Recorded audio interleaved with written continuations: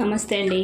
ఈరోజు నేను vegetable fried rice చేస్తున్నానండి. దానికి కావాల్సిన పదార్థాలు క్యాబేజీ అండి, క్యారెట్, పచ్చిమిర్చి, బీన్స్ అండి, క్యాప్సికమ్, ఉల్లిపాయలు, కొత్తిమీర తరుగండి, కరివేపాకు. తయారీ చూద్దామండి. చూడండి, నూనె వేసుకున్నానండి. గిన్నె పెట్టి నూనె వేడెక్కిందండి. ఉల్లిపాయలు వేసుకోవాలండి. ఫస్ట్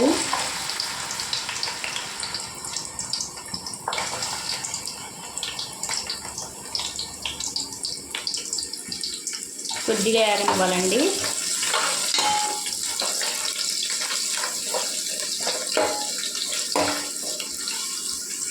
చూడండి, ఉల్లిపాయలు కొద్దిగా వేగినాయండి. ఇప్పుడు బీన్స్ వేసుకోవాలండి.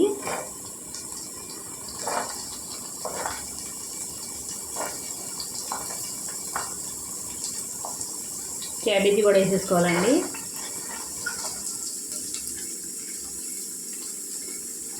ఈ 200 గ్రాముల క్యాబేజీ అండి, 2 క్యారెట్లు అండి, 2 పెద్ద క్యాప్సికమ్ అండి, బీన్స్ ఒక 10 అండి, పచ్చిమిర్చి ఒక 10 అండి.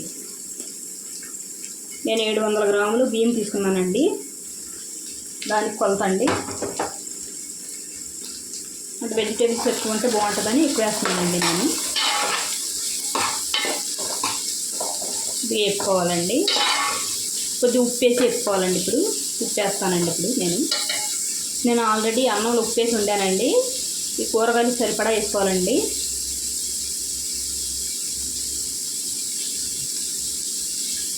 సరిపోద్దండి.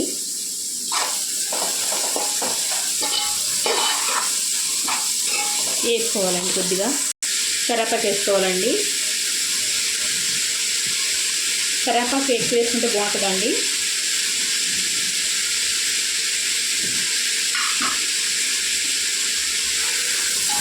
కరివేపాకు కళ్ళకు చాలా మంచిదండి. దాని గురించి నేను ఎక్కువ వాడతాను కరివేపాకు.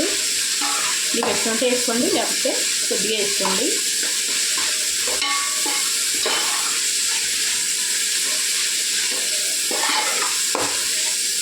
ముందు క్యాబేజీ క్యాప్సికమ్ వేసుకుంటే పచ్చివాసన పోద్దండి. దాని గురించి ముందు వేసేస్తున్నాను. కొద్దిగా వేగిన తర్వాత క్యారెట్ వేసుకోవాలండి.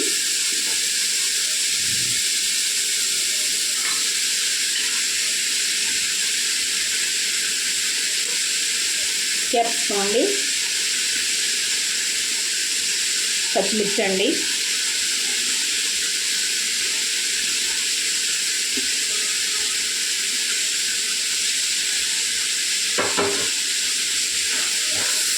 బాగా వేసుకోవాలండి. ఇది మెత్తపడే వరకు. ఇది నా స్టైల్ అండి, వెజిటేబుల్ ఫ్రైడ్ రైస్.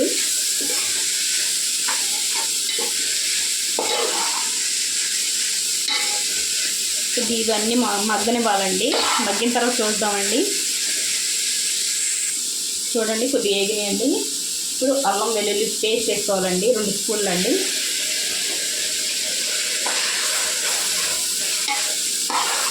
బాగా వేగాలండి. బాగా వేగిన తర్వాత చూపిస్తానండి మళ్ళీ. చూడండి, బాగా వేగినాయండి. ఇప్పుడు గుడ్లు వేసుకోవాలండి. నేను గుడ్లు ముందు నూనెలో వేపనండి, బాగుండవు.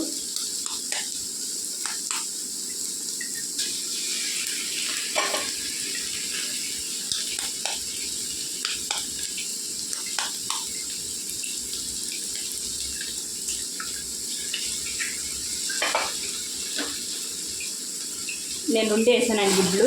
మీకు ఎక్కువ ఇష్టమైతే ఎక్కువ వేసుకోవచ్చు. ఇలా కూడా ఒకసారి చేసి చూడండి, చాలా బాగుంటుంది. నూనెలో వేస్తే నీసు వాసన కింద ఉంటుందండి. నాకు నచ్చటలాగా.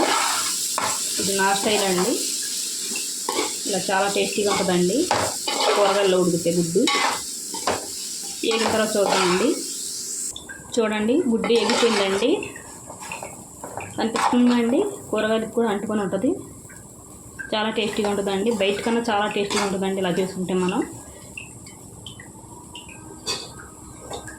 అన్నం వండుకొని చల్లారి పెట్టుకుని ఉంచుకున్నానండి. కొద్దిగా వేసుకొని కలుపుకుందాం.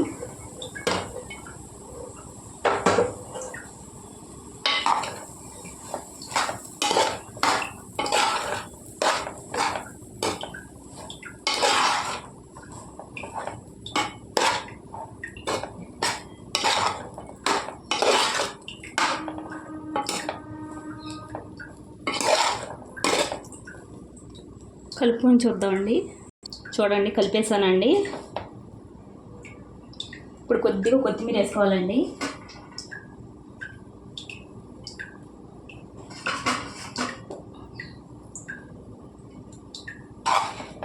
కొత్తిమీర కూడా కలిపేసుకుందామండి.